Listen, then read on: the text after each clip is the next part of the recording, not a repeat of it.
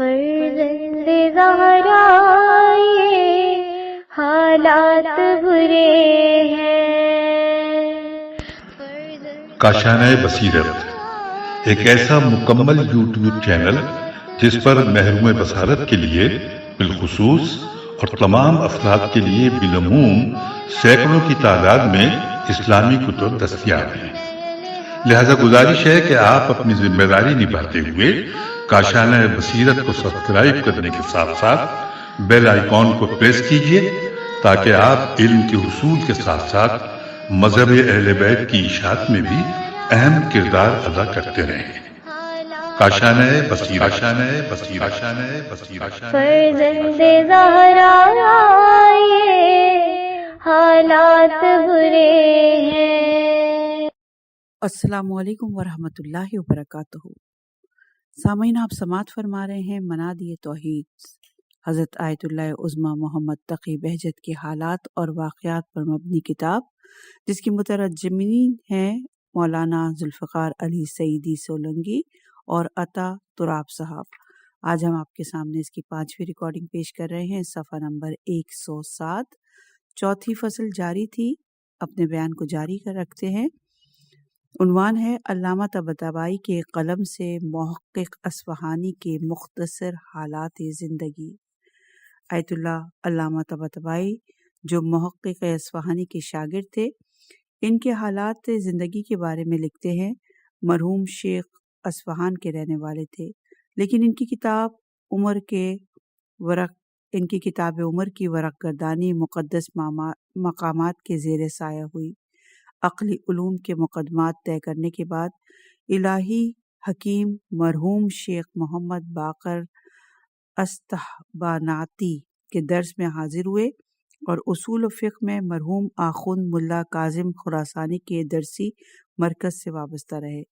13 سال ملا کاظم خراسانی سے مستفید ہونے کے بعد سلسلہ تعلیم مکمل کیا اور تہذیب نفس اور تصفیہ باطن کے سلسلے میں مرحوم خلد آشنا یعنی جنت مقام دانشور عالم فخر المجتہدین اور سند العارفین حاج مرزا جواد آقا ملکی تبریزی کے ساتھ خط و کتابت کے ذریعے بھی رابطے میں تھے۔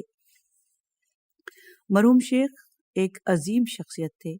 آپ علم و عمل میں متوازن، تقوی و ذوق میں متعادل، سیال طبیعت اور شیریں لہجے کے حامل، مشہور شعری مجموعے کے مالک، شعر کی مختلف اصناف جیسے قصیدہ، منقبت، غزل اور رباعی وغیرہ میں بکثرت طبع آزمائی کے ساتھ ساتھ فقہ، اصول فقہ، حکمت و فلسفہ اور عرفان کے بارے میں بہت زیادہ تالیفات کے مالک ہیں۔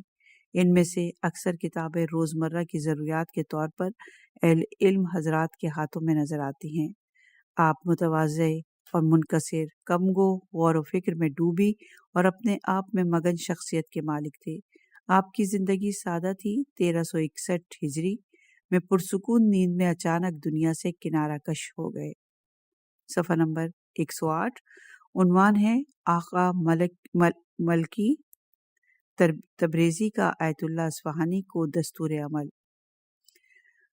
آیت اللہ حسن زادہ عاملی حاج مرزا جواد آقا ملکی تبریزی کے آیت اللہ اصفہانی کو لکھے گئے خط کے بارے میں لکھتے ہیں۔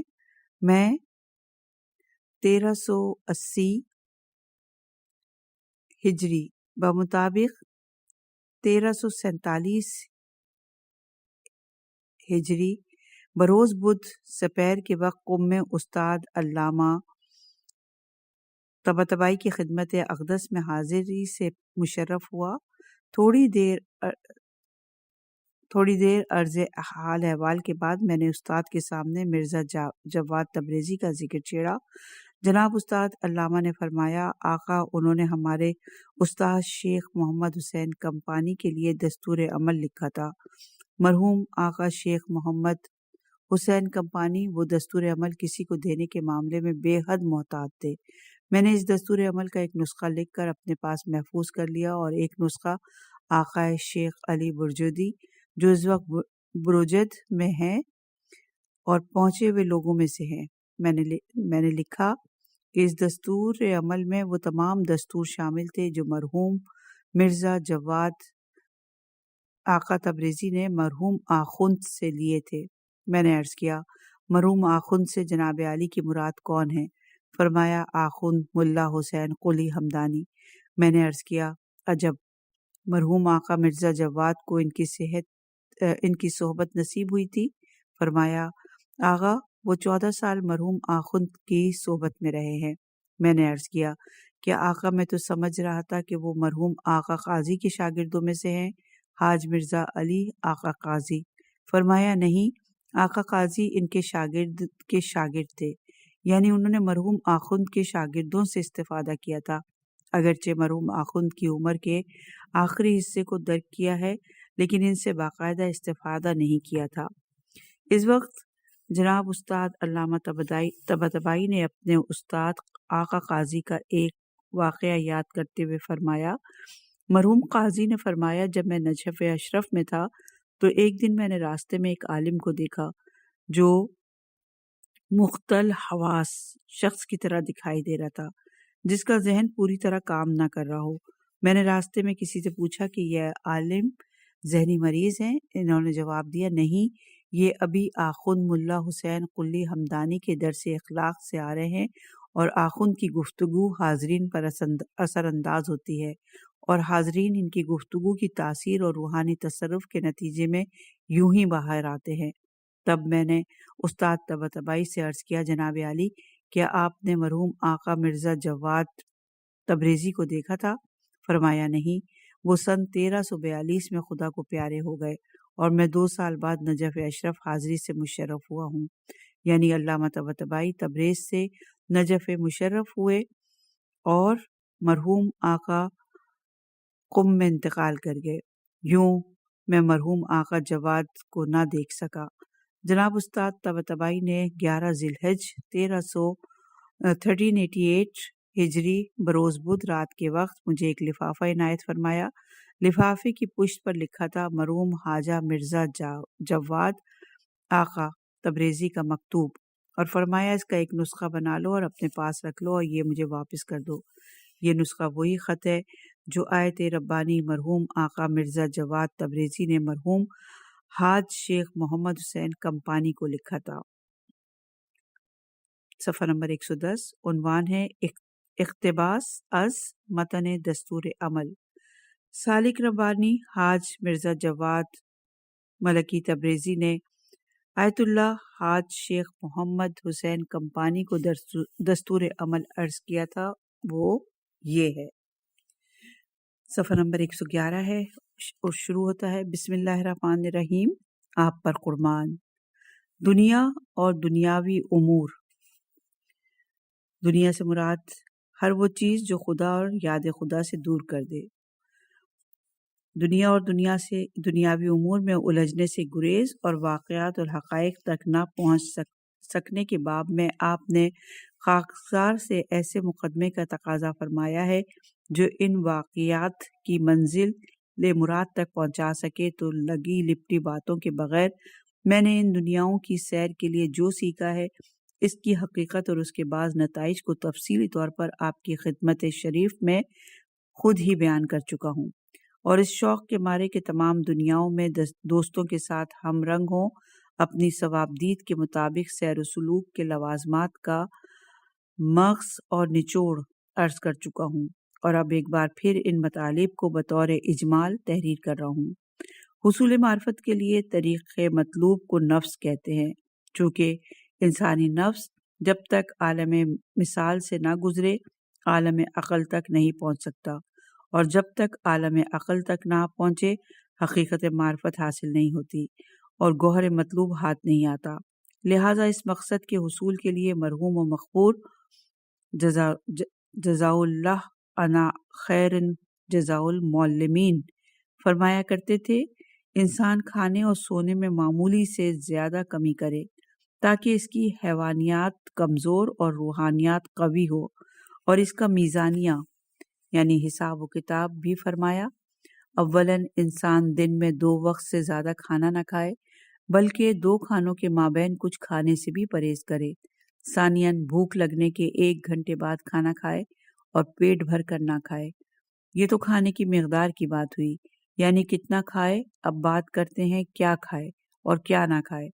معروف آداب سے ہٹ کر گوشت زیادہ نہ کھائے، یعنی دن اور رات میں 2 بار گوشت نہ کھائے، اور 1 ہفتے میں 2 یا 3 دونوں وقت گوشت سے پرہیز کرے، اور ایک نقطہ یہ ہو سکے تو حصول لذت کے لیے گوشت نہ کھائے، اور ہرگز 2 کھانوں کے مابین منہ ماری نہ کرے، اور اگر 2 کھانوں کے مابین کچھ کھانے کو بہت زیادہ دل چاہے تو استخارہ کرے، اور اگر ممکن ہو تو ہر مہینے میں 3 روزے رکھے۔ کم سونے کی بابت فرماتے تھے 24 گھنٹے میں 6 گھنٹے سوئے۔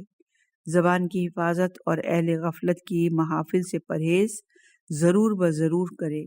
نفس کی حیوانیات کو کم کرنے کے لیے یہ 2 امر کافی ہیں۔ صفحہ نمبر 113، عنوان روحانیت کی تقویت کے لیے۔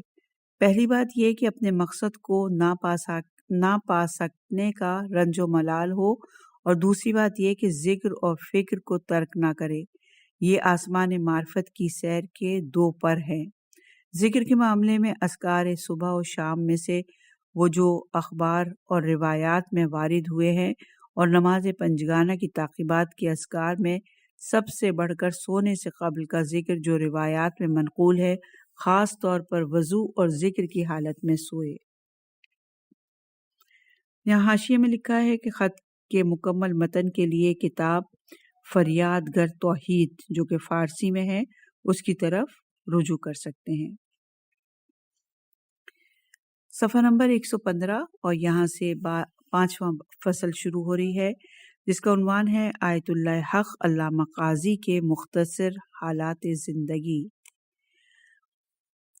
ایک شعر سے آغاز ہوتا ہے، دیوان امام خمینی رحم اللہ، صفحہ نمبر 243 پر ہے یہ۔ اے دوست، اپنے دوست کے لیے دروازہ کھولیے، آپ صاحب نظر ہیں، ضرورت مندوں پر ایک نظر کے لیے ہم عشق کی منزل سے بے خبر ہیں، اے باخبر، بے خبروں کی خبر لیجئے۔ اس فصل کے 2 حصے ہیں۔ پہلا حصہ ہے جس کا عنوان زندگی ہے۔ صفحہ نمبر 19 پہ ہم آ گئے ہیں، اور یہاں سے شروع ہوتا ہے۔ آیت اللہ بہجت کی اخلاقی تربیت میں علامہ قاضی کا بہت بڑا کردار ہے۔ چونکہ علامہ قاضی کا شمار مکتب تشیع کی با افتخار شخصیات میں ہوتا ہے، اور آپ آیت اللہ بہجت کے اساتذہ میں سے ہیں، اس لیے آپ کی زندگی ہمارے لیے بہت اہمیت رکھتی ہے۔ آپ کے مختصر حالات سے زندگی بیان کیے جا رہے ہیں۔ عارف باللہ علامہ سید مرزا علی آغا قاضی 13 ذی الحج 1285 ہجری میں تبریز کے ایک علمی گھرانے میں پیدا ہوئے۔ آپ مرزا حسین ابن مرزا احمد ابن مرزا رحیم طباطبائی کے فرزند ہیں۔ آپ کا سلسلہ نسب امیر المومنین علی ابن ابی طالب سے ملتا ہے۔ آپ کے والد گرامی الحاج مرزا حسین قاضی صاحب علم و معرفت تھے۔ سورہ فاتحہ اور سورہ انعام کی تفسیر پر مشتمل ان کی ایک کتاب بھی ہے۔ آپ مرزا شیرازی کے شاگردوں میں سے تھے۔ جب آپ نے تبریز جانے کے لیے کا ارادہ کیا اور خدا حافظی کے لیے مرحوم مرزا کی خدمت میں حاضر ہوئے تو انہوں نے آپ سے فرمایا، اب جب کہ آپ جا ہی رہے ہیں تو دن اور رات کا 1 گھنٹہ اپنے نفس کے لیے مخصوص کریں۔ کچھ عرصے کے بعد مرزا نے جب لوگوں سے مرزا حسین کے بارے میں پوچھا تو انہوں نے بتایا 1 گھنٹہ اب 24 گھنٹوں میں تبدیل ہو گیا ہے، اور وہ ہمیشہ مراقبت، حضور اور گوشہ نشینی کی حالت میں رہتے ہیں۔ لیکن ایسی گوشہ نشینی جو کیا آپ نے کسی حاضر و غائب سے سنا ہے کہ میں لوگوں میں رہتا ہوں اور میرا دل کسی اور جگہ ہوتا ہے؟ مرزا حسین نے 1314 ہجری میں اس دار فانی سے دار ابدی کی طرف کوچ کیا۔ علامہ قاضی اپنے والد گرامی اور بعض دیگر علماء کرام جن میں صاحب حاشیہ الوسائل مرزا موسیٰ تبریزی، صاحب حاشیہ شرح العلامہ سید محمد علی قراچہ داغی بھی شامل ہیں، ان سے استفادہ کرنے کے بعد 1313 ہجری میں نجف اشرف کی طرف عازم سفر ہوئے اور وہاں مولا محمد فاضل شربیانی، شیخ محمد حسن مامقانی، شیخ الشرع اصفہانی، شیخ محمد کاظم خراسانی اور مرزا حسین خلیلی جیسے بزرگ علماء سے کسب فیض کیا۔ آپ معرف اور سیر سلوک میں آخوند ملا حسین قلی ہمدانی کے عظیم اخلاقی شاگرد عارف باللہ سید احمد کربلائی کی خدمت میں حاضر ہوئے اور اس چشمہ زلزلال توحید سے استفادہ کرنے کے بعد بہت سے لوگوں کو سیراب کیا۔ آپ نے بہت سی کتابیں بھی تالیف کی ہیں جن میں قرآن مجید کی ایک تفسیر بھی شامل ہے۔ اس تفسیر میں اول قرآن سے سورہ انعام کی آیت نمبر 91 قل اللہ ثم ذارہم فی خوضہم یلعبون، کہہ دیجئے اللہ ہی نے اسے نازل کیا تھا، پھر انہیں ان کی بےہودگیوں میں کھیلتے چھوڑ دیں تک کی تفسیر کی ہے۔ آپ نے جو کام انجام دیے ان میں ارشاد مفید کی تصحیح بھی شامل ہے۔ یہ کام آپ نے 21 سال کی عمر میں انجام دیا تھا۔ علامہ قاضی کی زندگی کا ایک درخشاں جلوہ آپ کا با تربیت، سمجھدار اور توحیدی شاگردوں کی تربیت کرنا ہے۔ ایسے کامل شاگردوں کی تربیت کی توفیق بہت کم لوگوں کو حاصل ہوتی ہے۔ گزشتہ آدھی صدی سے ایران اور عراق کے اکثر مہم علاقوں پر مکتب تشیع کی اس عظیم ہستی کے شاگردوں کا معنوی تسلط ہے۔ مثلاً قم میں علامہ طباطبائی اور عارف کامل آیت اللہ بہجت ہیں۔ حوزہ علمیہ قم پر ان دو بزرگوں کا بہت زیادہ اثر ہے۔ تہران میں آیت اللہ الحاج شیخ محمد تقی عاملی اور آیت اللہ الحاج شیخ عباس حاتف کوچانی ہیں۔ آیت اللہ شہید دستغیب اور آیت اللہ نجابت شیرازی آستان فیراز سے تعلق رکھتے ہیں۔ آیت اللہ الحاج شیخ علی اکبر مرندی آذربائیجان سے تعلق رکھتے ہیں، جبکہ آیت اللہ آغا سید محمد حسین طباطبائی کا تعلق تبریز سے ہے۔ اسی طرح عراق اور مشہد میں بھی آپ کے بہت سے عظیم شاگرد ہیں جو کمال کے پیاسوں کی قرآن اور اطرت کی تعلیم کے چشمے کے ذریعے توحید اور وحدانیت کی طرف رہنمائی کر رہے ہیں۔ آیت اللہ حسینی تہرانی آغا قاضی کے تربیتی دستورات کے بارے میں فرماتے ہیں، مرحوم قاضی اپنے تمام شاگردوں کو شرعی قوانین کے مطابق اعمال کے باطنی آداب، نمازوں میں حضور قلب اور افعال میں اخلاص کا لحاظ رکھنے کے ذریعے خاص طور سے اخلاقی دستور عمل دیتے تھے۔ اس طرح آپ ان کے دلوں کو عالم غیب کے الہامات قبول کرنے کے لیے تیار کرتے تھے۔ مسجد کوفہ اور مسجد سہلہ میں آپ کا ایک حجرہ تھا اور آپ بعض راتیں اس حجرے میں تنہا شب بیداری کرتے تھے۔ آپ اپنے شاگردوں کو بھی نصیحت کرتے تھے کہ وہ بھی بعض راتیں مسجد کوفہ اور مسجد سہلہ میں شب بیداری اور عبادت میں بسر کریں۔ علامہ قاضی موجودہ زمانے کی عظیم ہستی تھے۔ آپ نے 6 ربیع الاول 1344 ہجری کو دعوت حق کو لبیک کہہ کر معنویت کے پیاسوں کے دلوں کو غمزدہ کر دیا۔ صفحہ نمبر 123 عنوان ہے مرحوم قاضی کے علمی اور تربیتی پہلوؤں پر ایک نظر۔ مرحوم قاضی عظیم مجتہدین میں سے ہونے کے باوجود اپنے گھر میں درس دیتے تھے۔ آپ نے اس طرح فقہ کے بہت سے دورے مکمل کیے۔ اس کے علاوہ آپ شاگردوں کے ساتھ اپنے گھر میں باجماعت نماز بھی ادا کرتے تھے۔ آپ بہت طولانی اور مخفی نماز پڑھتے تھے۔ آپ نماز مغرب کو اول وقت میں پڑھنے کے بعد نماز عشاء کے وقت تک نماز مغرب کی تعقیبات میں مصروف رہتے تھے اور اسے طول دیتے تھے۔ ماہ رمضان میں آپ کے شاگرد نماز مغرب آپ کے ساتھ باجماعت پڑھنے کے لیے آپ کے پاس آتے تھے، چونکہ آپ کے بعض شاگرد مشرق کی طرف سے اٹھنے والی سرخی کے سر سے گزرنے سے پہلے نماز نہیں پڑھتے تھے اور آپ ان کے لیے صبر کرتے تھے، جبکہ پانی اور چائے گرم کرنے والی آگ روشن رہتی تھی اور آپ سورج ڈھلنے کے ساتھ ہی افطار کرتے تھے۔ ماہ رمضان کے پہلے اور دوسرے عشرے میں درس و تدریس اور انس کے پروگرام رات کو منعقد ہوتے تھے۔ شاگرد تقریباً رات کے 4 گھنٹے گزارنے کے بعد آپ کی خدمت میں حاضر ہوتے تھے اور یہ کلاس 2 گھنٹے تک جاری رہتی تھی۔ جبکہ درس کا یہ سلسلہ تیسرے عشرے میں بند ہو جاتا تھا اور مرحوم قاضی ماہ رمضان کے آخر تک نظر نہیں آتے تھے۔ آپ کے شاگرد آپ کو نجف اشرف، مسجد کوفہ، مسجد سہلہ، یہاں تک کہ کربلا میں بھی تلاش کرتے تھے، لیکن آپ انہیں کہیں بھی نہیں ملتے تھے۔ مرحوم قاضی کا یہ طریقہ ان کی وفات تک جاری رہا۔ عربی لغت میں مرحوم قاضی کا کوئی ثانی نہیں تھا۔ کہتے ہیں کہ آپ عربی اشعار اس طرح پڑھتے تھے کہ عرب بھی تشخیص نہیں دے پاتے تھے کہ یہ اشعار کوئی عجمی شخص کہہ رہا ہے۔ ایک دن مذاکرات کے دوران مرحوم آیت اللہ الحاج شیخ عبداللہ مامقانی رحمہ اللہ نے آپ سے کہا، عربی اشعار اور لغت پر میرا اتنا زیادہ تسلط ہے کہ جب کوئی غیر عرب عربی شعر پڑھتا ہے تو میں سمجھ جاتا ہوں کہ اشعار کہنے والا عجمی یعنی غیر عرب ہے، اگرچہ اس شعر کو اعلیٰ ترین فصاحت و بلاغت کے ساتھ ہی کیوں نہ پڑھا گیا ہو۔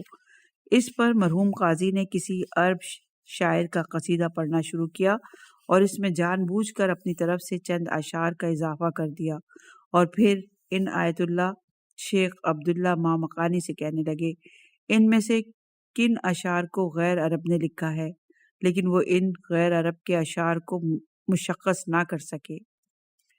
مرحوم قاضی کو قرآن کریم کی تفسیر اور ان کے معنی پر بہت مہارت حاصل تھی، یہاں تک کہ مرحوم استاد علامہ طباطبائی فرماتے تھے، ایک آیت سے دوسری آیت کی تفسیر کا یہ طریقہ ہم نے مرحوم قاضی سے سیکھا ہے، اور اہم تفسیر میں ان کے طریقوں کی پیروی کرتے ہیں۔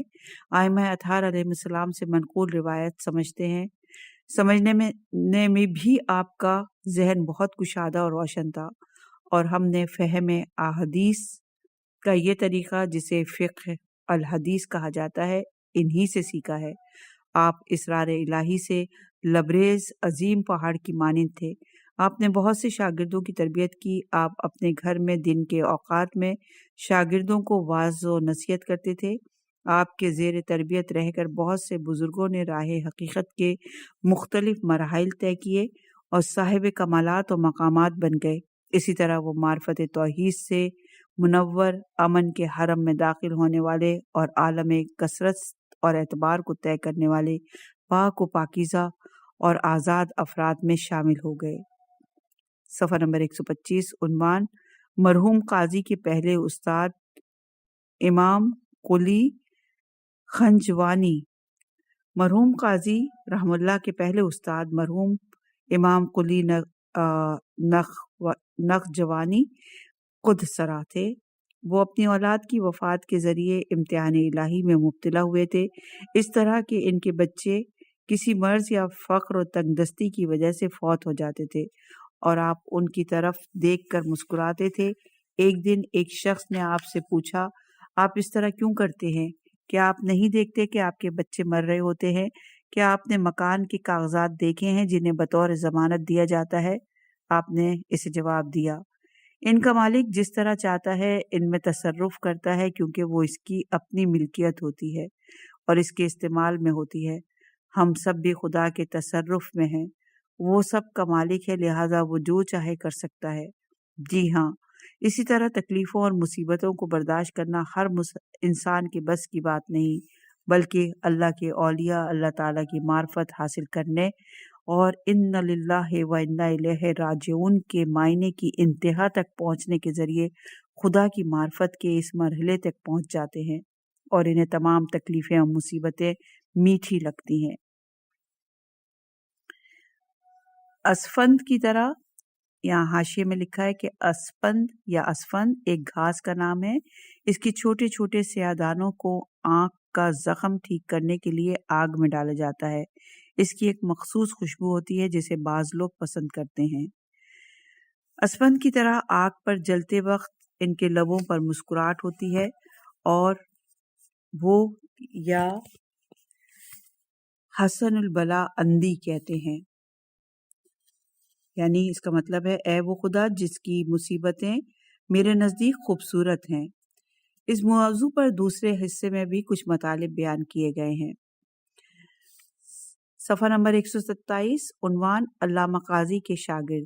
نمبر 1، استاد علامہ طباطبائی اس عظیم مفسر اور فیلسوف کا زندگی نامہ کئی مرتبہ شائع ہو چکا ہے۔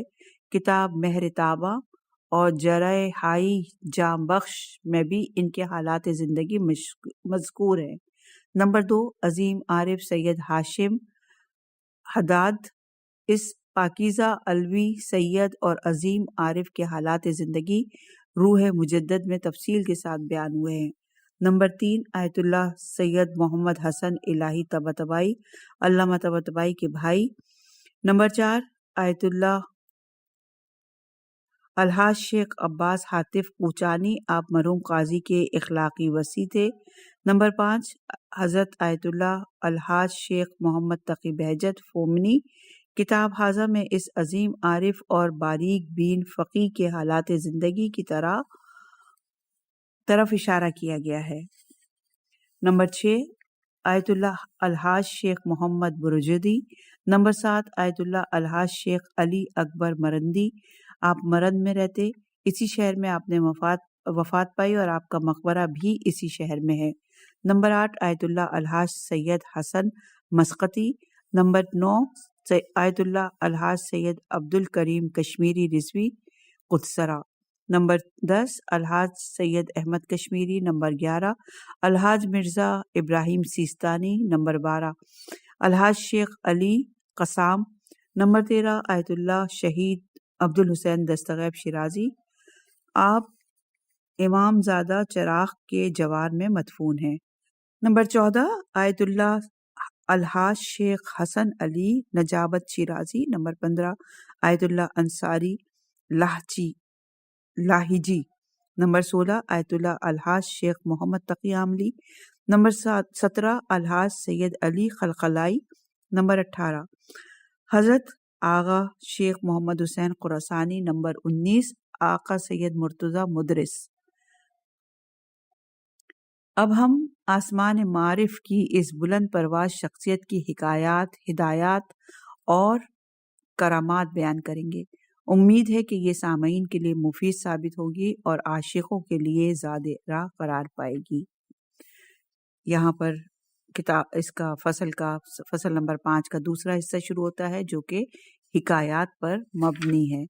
صفحہ نمبر 133، عنوان ہے علامہ قاضی بہت بڑے محب تھے۔ ایک عظیم استاد اخلاق کہتے ہیں، علامہ طباطبائی فرماتے تھے کہ آپ مرحوم آغا قاضی خدا کی رضا میں راضی اور بہت بڑے محب تھے۔ آپ کے ذمے 36 افراد کا نان و نفقہ تھا، پھر بھی ایسا لگتا تھا کہ گویا آپ کسی کی بھی سرپرستی نہیں کرتے اور آپ کے ذمے کسی کا بھی نان و نفقہ نہیں ہے۔ ہم جب بھی آپ کی خدمت میں حاضر ہوتے اور آپ کو بلند آواز سے ہنستا دیکھتے سمجھ جاتے کہ آپ کی مشکلات بڑھ گئی ہیں، یعنی آپ کی مشکلات جتنی زیادہ ہو جاتی تھی آپ اتنے زیادہ خوش نظر آتے تھے۔ جی ہاں، جیسا کہ ہم بیان کر چکے ہیں کہ اللہ کے اولیاء کی توجہ صرف خدا پر ہوتی ہے اور وہ اسے اپنا واحد محبوب سمجھتے ہیں اور اس سے ان کے دل کو آرام و سکون ملتا ہے اور وہ اپنے آقا امام حسین علیہ السلام اور ان کے مخصوص اصحاب کی طرح بلاؤں اور مصیبتوں کا استقبال کر کے زیادہ سے زیادہ اچھے انداز سے حقیقت ہستی کا نظارہ کرتے ہیں اور اس ذات کے علاوہ دوسری تمام چیزوں پر ہنستے ہیں۔ امام زین العابدین علیہ السلام فرماتے ہیں، امام حسین پر کی جانے والی سختیاں جب بڑھ گئیں تو آپ کے ساتھیوں نے دیکھا کہ آپ دوسروں کے برخلاف نظر آ رہے تھے، کیونکہ ان پر جب سختیاں ہوتی تھیں تو ان کے چہرے کا رنگ تبدیل ہو جاتا تھا اور ان کا پہلو اور دیگر اعضاء و جوارے لرزنے لگتے تھے، جبکہ امام حسین علیہ السلام اور آپ کے چند مخصوص اصحاب کے چہروں پر نورانیت آ جاتی تھی، اعضاء و جوارے پرسکون ہو جاتے تھے اور ان کے دل و جان میں مزید اطمینان نظر آتا تھا۔ صفحہ نمبر 134، عنوان علامہ قاضی کی زبانی سید احمد کربلائی کا شدت گریہ۔ آغا شیخ محمد حسین خراسانی مرحوم آغا سید علی آغا قاضی سے نقل کرتے تھے کہ ایک رات میں مسجد سہلہ میں تنہا تھا اور کوئی بھی میرے ساتھ نہیں تھا۔ آدھی رات کے وقت ایک شخص آیا اور مقام ابراہیم پر ٹھہر گیا۔ نماز صبح کا وقت ہوا تو وہ شخص نماز پڑھ کر سجدے میں چلا گیا اور طلوع آفتاب تک سجدے میں رہا۔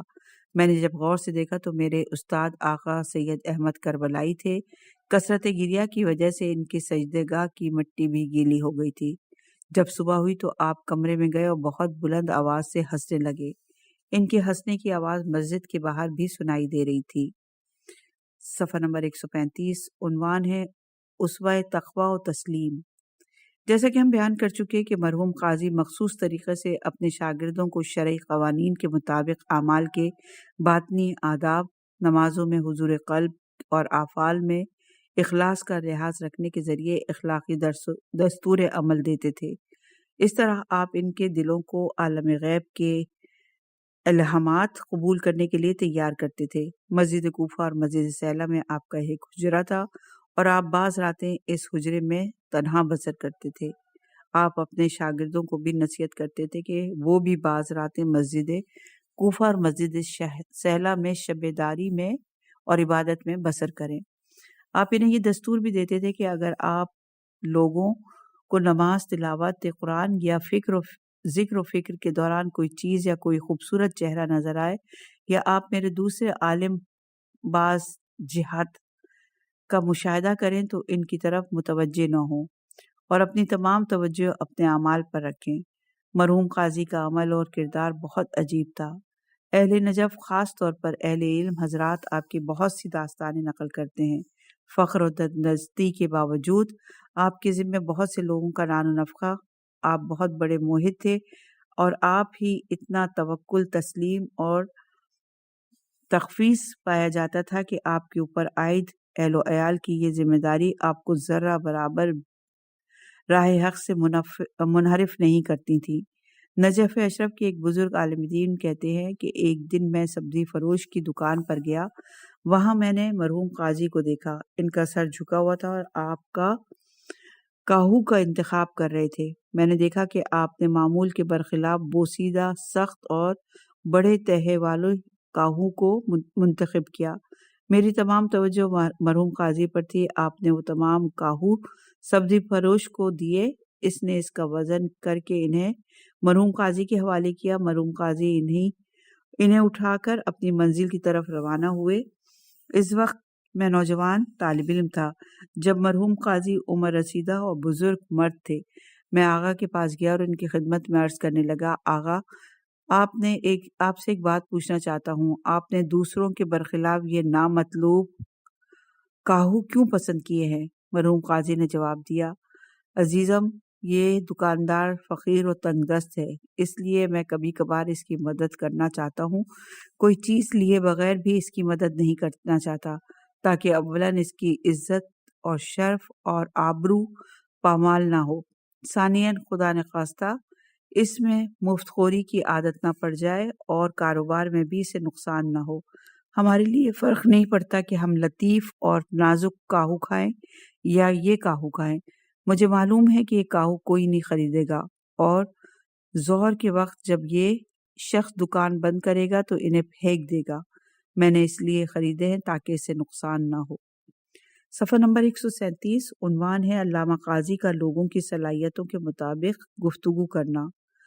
شیخ محمد حسین خراسانی اپنے استاد علامہ قاضی رحم اللہ کے بارے میں بیان کرتے ہیں کہ آغا قاضی رات کے وقت درس اخلاق دیتے تھے اور چراغ روشن نہیں کرتے تھے، اور اس اندھیرے میں نجف کے کچھ اہل باطن علماء اس درس میں شریک ہوتے تھے، اور اس درس میں اکثر معرفت نفس اور تہذیب اخلاق کے موضوع پر گفتگو ہوتی تھی۔ اس کے علاوہ عرفان کے بارے میں بھی باتیں ہوتی تھیں۔ اسی دوران اکثر انسان کی ذات کی معرفت اور خوش شناسی کے بارے میں بھی گفتگو ہوتی تھی۔ اگر کوئی اجنبی آ جاتا تو آپ اپنی تمام بات کو تبدیل کر کے سید الشہداء کی زیارت کے موضوع پر گفتگو کرتے تھے، اور آپ فرماتے تھے صلاحیتیں مختلف ہوتی ہیں، اس لیے ہر شخص کے ساتھ ہر بات نہیں کی جا سکتی۔ 5ویں فصل کا دوسرا حصہ بھی جاری ہے، انشاءاللہ کہ اگلی ریکارڈنگ میں سے ہم مکمل